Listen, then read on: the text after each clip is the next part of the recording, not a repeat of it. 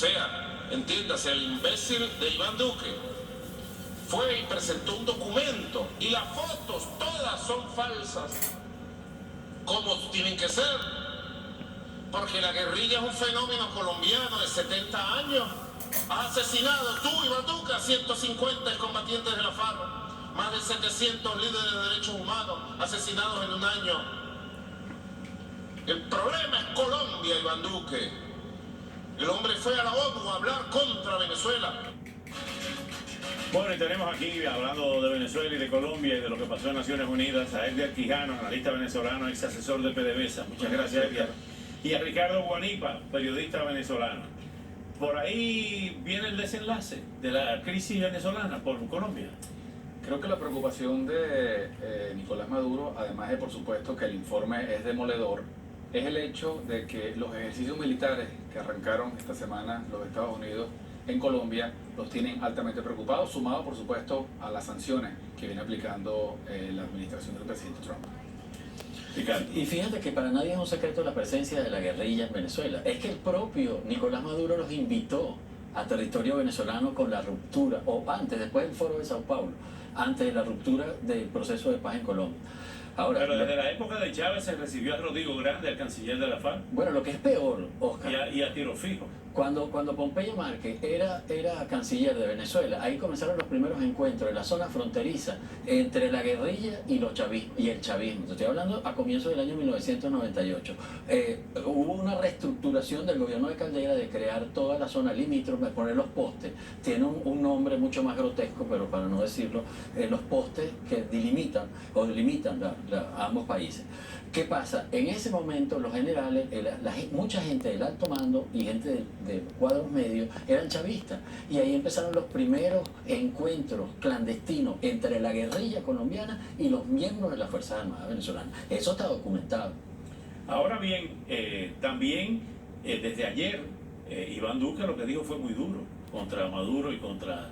Están en un nivel de insultos personales entre los dos, ¿no?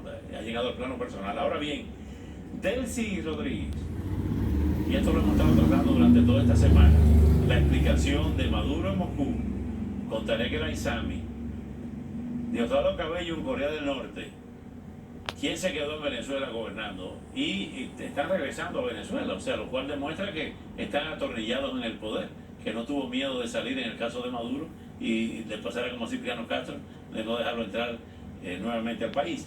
Ahora bien, en la Asamblea de Naciones Unidas compareció Delcy Eloína Rodríguez, y todos los titulares de la prensa internacional lo que están diciendo es que delegados de varios países se retiraron de la Asamblea Nacional como protesta contra la presencia del gobierno de Maduro ahí, representado por Delcy Eloína Rodríguez. Vamos a escucharla y para que ustedes vean con sus propios ojos cómo estuvo la audiencia de Delcy Eloína Rodríguez en la Asamblea General.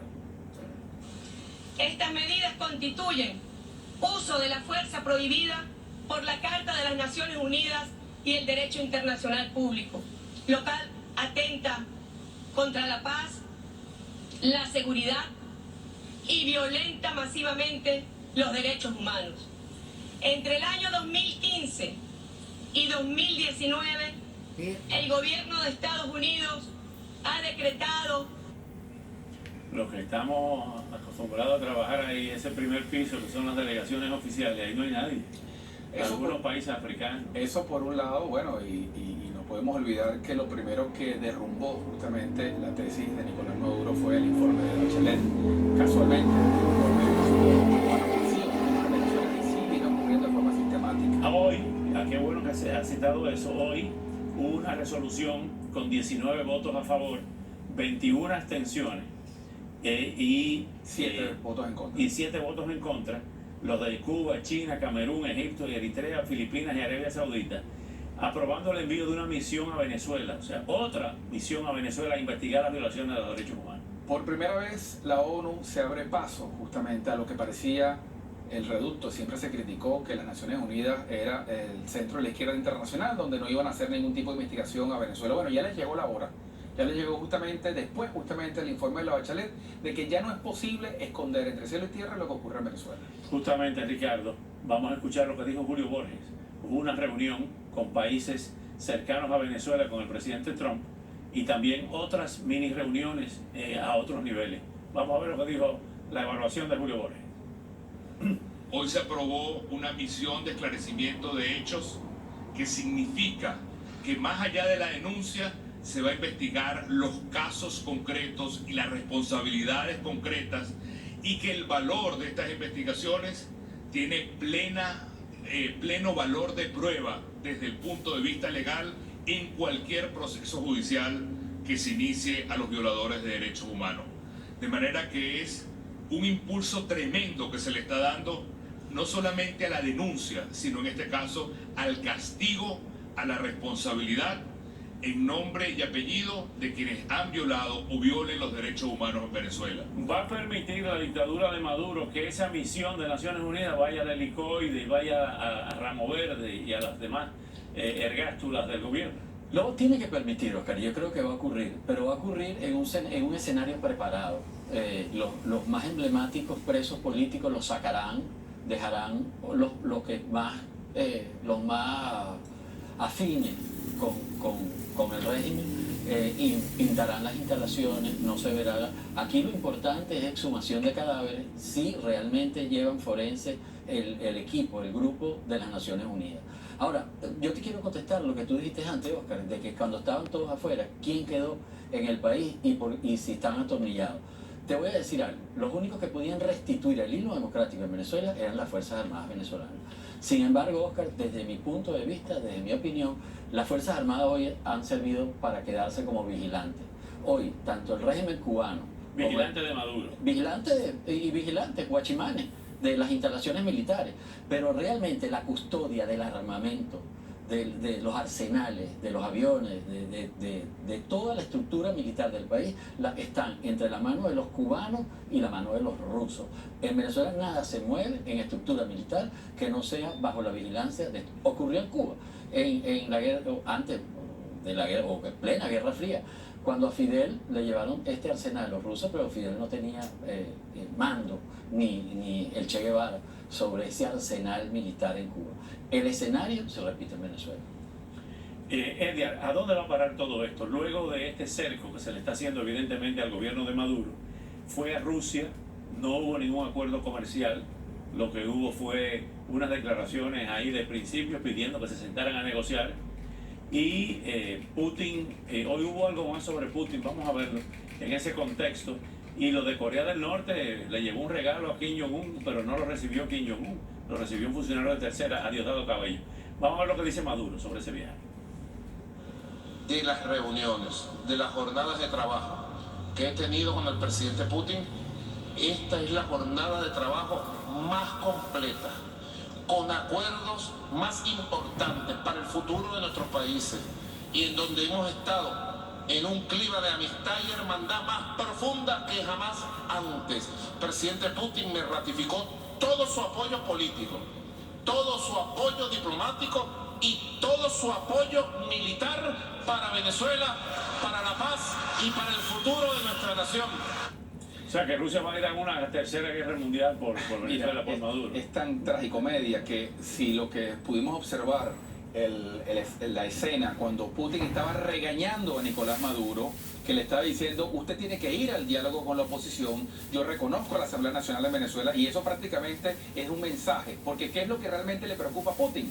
La deuda que tiene la República de Venezuela con la Federación Rusa. Eso sí realmente es lo que le preocupa, que en caso de que este régimen se caiga a pedazos como se está cayendo, no tenga la manera de realmente ser el acreedor principal de la altísima deuda que tienen los rusos, los venezolanos. Ahora, y fíjate, Oscar y Edgar, yo creo que va a ser inminente la salida de los militares cubanos de Venezuela. Yo creo que la presión de Washington, ya el presidente anunció hoy que si no se retira el régimen comunista cubano, los miembros de las Fuerzas Armadas de Venezuela, viene un embargo total a Cuba. O sea, viene un cerco y es un embargo naval. Y no creo que Raúl Castro sea suicida en ese aspecto. Y yo creo que los rusos van a sustituir los puestos de los militares cubanos en Venezuela. Yo creo que Rusia no está decidida a abandonar Venezuela como lo van a hacer los cubanos. Ahora bien, La pregunta de nuevamente, que me la contestó Edgar y no me la contestaba Ricardo Guanipa. ¿Maduro cree, y Vladimir Padrino y esa cúpula, que Rusia va a ir a una guerra para mantenerlos en el poder contra Estados Unidos? Ellos lo pueden creer, pero eso no va a ocurrir, Oscar. Y menos en este mundo globalizado. Yo creo que ya las guerras no es como las guerras que vivimos, de guerras convencionales. Ya las guerras y los escenarios de guerra se dan de otra manera. Y ya el cerco que se le puede poner a los rusos, que ya ha comenzado a nivel financiero, las sanciones dan resultados.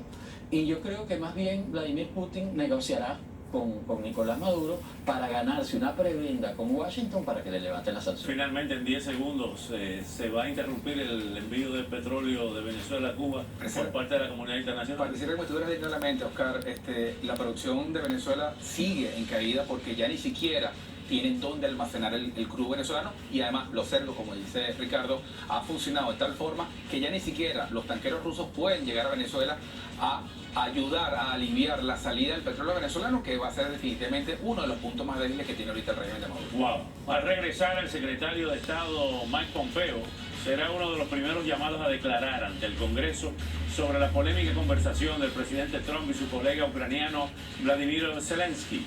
Ya lo vemos.